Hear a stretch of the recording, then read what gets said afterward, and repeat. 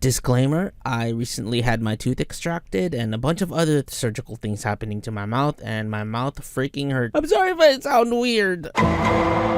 Loner life in another world took on a different aspect of being isekai that I can appreciate a lot. I find myself to be kind of a loner a lot of the times, especially now. Even when I went to school, at least towards the end of school. During university and college, I didn't really have a group of people I hung out with. I kind of just did my own thing. Went to class, go to the library to do my homework, then go home or to work. Haruka, the main protagonist, enjoyed the loner life. Even though he was acquainted with everyone, he preferred to be alone. I think that's something that a lot of us can relate to sometimes. I have a very small social battery, so even after a con, something as big as Anime Expo, I find myself wanting to shut myself in. Even worse, don't get me started on family parties. Bro, I'm gonna stay in my office for a whole week just playing video games and staying away from people. Haruka finds himself the last to be isekai'd among his classmates and to be brought with leftover skills. Usually we look at leftover skills as underwhelming, but he was able to bring out the true potential of those skills. The worst skills ended up benefiting him and his loner life, but also turned into being overpowered as he leveled up, even though it was harder for him to level up in comparison to his classmates. Even if he wanted to be by himself, he always found himself in situations where he had to help someone out, or if the class rep kept him locked in town. And let me tell you, sometimes class rep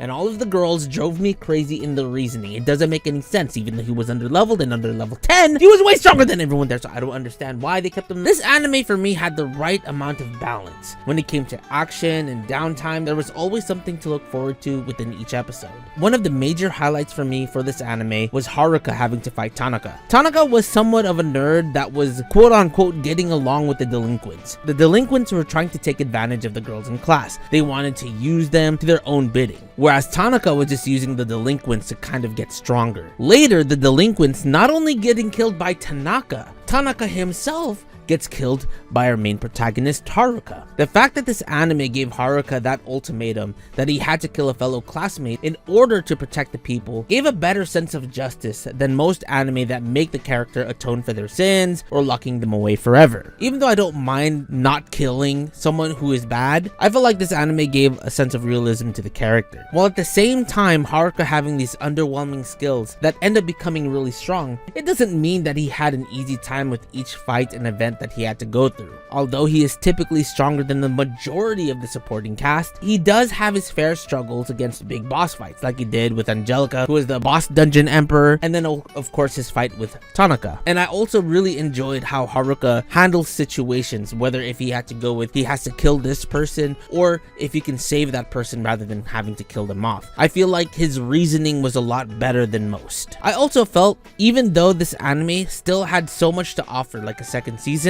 if it did decide to end here, it ended quite well. Honestly, this anime was a ton of fun to watch. Good ass isekai. It definitely solidified me as isekai trash.